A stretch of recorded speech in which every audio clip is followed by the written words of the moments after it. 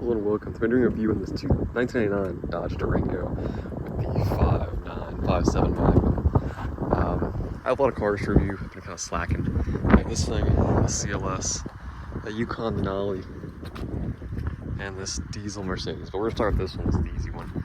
I'm gonna sell this one, so I do before I sell. This is a 1999, as I just said. This is also a 3-row SUV. All 3 are bench seats. Kind of strange. This is the first generation Durango, based off the Dakota, obviously. You don't really see this too much anymore, just due to cash or clunkers. Kind of killed a lot of these things off. But it's a pretty nice little vehicle. Interior's held up pretty well for 220,000 miles. Headliner is sagging, as you'd expect. This is really weird how it has the rear climate control. So this is how it works on a Durango. Kind of funky. My mom used to have a second-gen Durango. It's the Hemi with, I think that was the 5.9. This is, I believe, the 5.7 Magnum. But that was a pretty reliable car. Only issue it had was just when it rained, water would get into the wiring harness and make it stop running. Odd issue, I know. Anyway, let's get in this car. Let's pop the hood real quick. Take it for a short drive. Show you the interior, exterior, all the fun features on the 2000-ish first generation Dodge Durango. So the hood latch is right here. Not the best spot, but it is what it is. It's just kind of hard to get when you only have one hand usable. What the hell? Mopar, baby.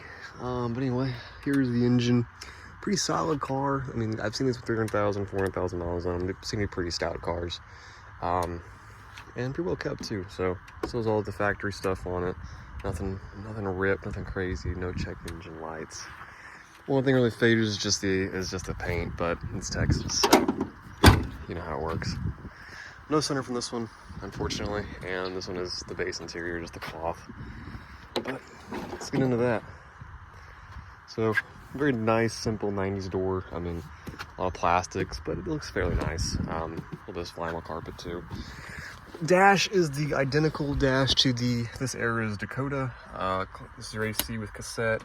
AC controls are right here, very easy and nice to use, as well as very nice 2 different power charge points. Cup holders right here. This is the bench seat, so it goes like that. And this opens with a little more storage. Right here is your parking brake release. It's the exact same on this era Grand Caravan. Headlight controls are right here. Dome light right there. You just press it and it turns on. Glove box is over there. And your ashtray is right here. Also some more storage right here, but you know, I mean, it's the bench seat, so you would usually have a center console here. This one is not, so you know it is what it is.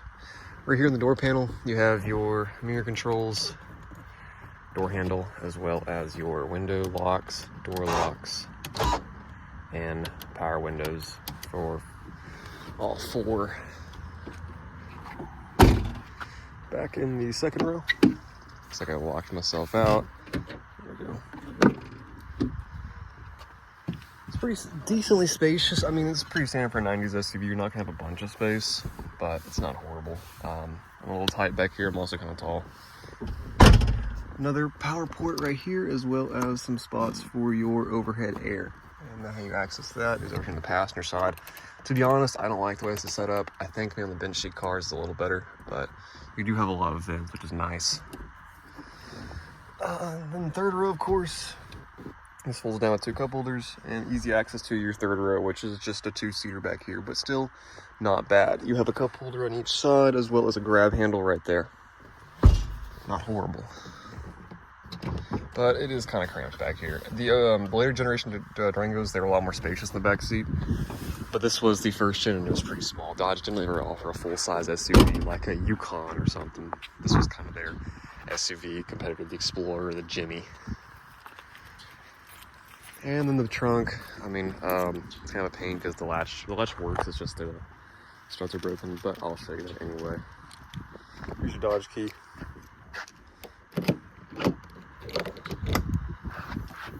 So as you can see, still kind of spacious, and you have a cargo flap, and speakers, and another power outlet.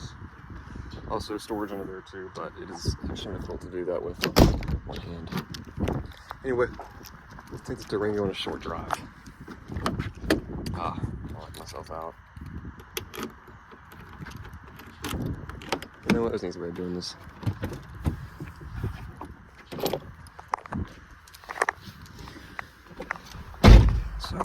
here we go. They had a facelift in 2000, 2001 for the interior. This is the earlier one. As you can see, this Durango has a fucked up speedo, so it is stuck at 120 miles an hour. I believe it's not the original cluster, just due to the fact that it has the side bottom in their cluster because this one's broken, and it has a spot for park, reverse, neutral drive. So I do like these. These are, you don't see them anymore. Cash or clunkers really did kill all these off, which is unfortunate because they seem to be decent little SUVs.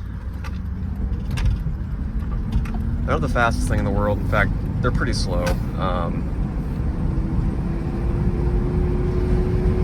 They're kind of noisy. There we go. But I mean, it was a different era back then. I've had Explorers of this generation, and it drives a little better than those, a little more power. Plus, I don't think you could option the Explorer with 3 rows. The Durango, you know, it was kind of like it was kind of an oddball because Dodge didn't offer a full size like a Tahoe or a Blazer or a Suburban. So this was kind of their answer to that. And based on the Dakota was an interesting choice compared to the second gen because they could have gotten more space out of the second gen platform, but they chose the Dakota instead because you could actually get a 4-door Dakota, you could not get a 4-door second gen. Odd. And then also the Ram Charger, which is a 2-door version of this with taillights off a Grand Caravan. Very interesting era for them for sure, but it's not a bad car. I would, for the price that I'm selling this thing for, $1,500. It's a decent car. It's just slow. It really is. I mean, all the cars this era are. It has your typical Hemi problems. I mean, the transmission is not fast. It's got a little bit of an exhaust leak, but you know, it's not bad. And that's about what these go for, honestly. I mean, the nicest ones go for like $3,000-4,000, and these go, mine will go $1,500. It's just it's an old one. AC doesn't work. Paid's painted, but I mean, for the price, $1,500, they're great cars. It's cheaper than your Jimmy's going to be. It's probably the same price an Explorer is going to be, but you do have, if you want a Dodge, they seem to be fairly stout. Plus, they're getting kind of rare. I mean, most of these were killed off in 2009, and over the last 15, 16 years, more have been killed off. So, seeing the road now is pretty rare. I saw one yesterday. I was kind of shocked. But even with the pick and pull, they had none of these early ones. The 2000s, the 1999s, 1998s, 1997s. None of those. It was just the 2001s, no, it was 2002s, 2003s. That was about it. And then the next gen, the next gen Durangos. But anyway, I hope y'all enjoyed watching this short video on this Dodge Durango. And next, I'll probably be doing that CLS right there, or my old diesel. I bought a bunch of cars over the last couple weeks. I just haven't been posting much to YouTube. So, I don't know. I'll pick one of these next, or the Denali. But anyway, y'all have a good day. Catch y'all guys later. Peace out.